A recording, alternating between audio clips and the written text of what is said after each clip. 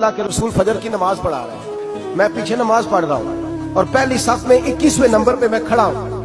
نبی کریم علیہ السلام نے نماز پڑھائی تو مزہ آ گیا۔ نماز کے بعد حضور نے غلاموں کی طرف رخ پھیرا، ایک کھجوروں کا ٹوکرا آیا، اللہ کے رسول کھجوریں نکال نکال کے تقسیم کرنے لگے۔ 20 صحابہ کو دی تو 21واں نمبر میرا بھی آیا۔ حضرت علی کہتے ہیں میں خواب دیکھ رہا ہوں، خواب میری وچ ماہی آیا تے میں گل وچ پا لئیاں باواں، ڈر دی ماری اکھ بھی نہ کھولا کتے پھر بچھڑ نہ جاواں۔ کہتے میں نے دیکھا حضور نے کھجور اٹھائی، اس کو صاف کیا، مجھے دی۔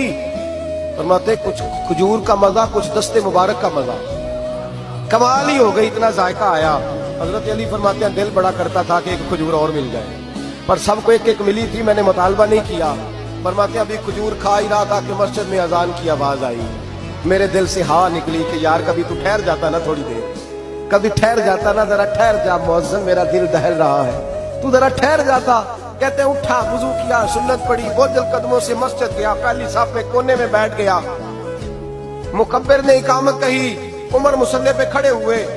کہتے ہیں میں چونکا اس وقت جب عمر فاروق نے بھی وہی صورتیں شروع کر دی جو رات خواب میں رسول پاک نے پڑھی تھی۔ میں بڑا حیران ہوا، نماز مکمل کر کے عمر بھی اسی طرح دیوار سے ٹیک لگا کے صحابہ کی طرف منہ کر کے بیٹھے جیسے نبی پاک بیٹھے تھے۔ حد ہو گئی کہ کھجوروں کا ٹوکرا بھی آ گیا۔ کہتے ہیں فاروق اعظم بانٹنے بھی لگے، 21واں نمبر میرا بھی لگ گیا۔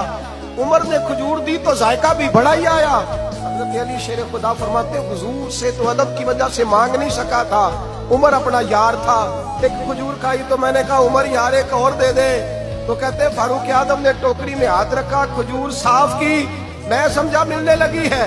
عمر نے صاف کر کے اٹھا کے دوسرے صحابی کو دے کے کہنے لگی علی چپ کر یار، اگر رات کو نبی پاک سے دوسری مانگتا تو میں بھی سویرے تجھے دوسری دے دے۔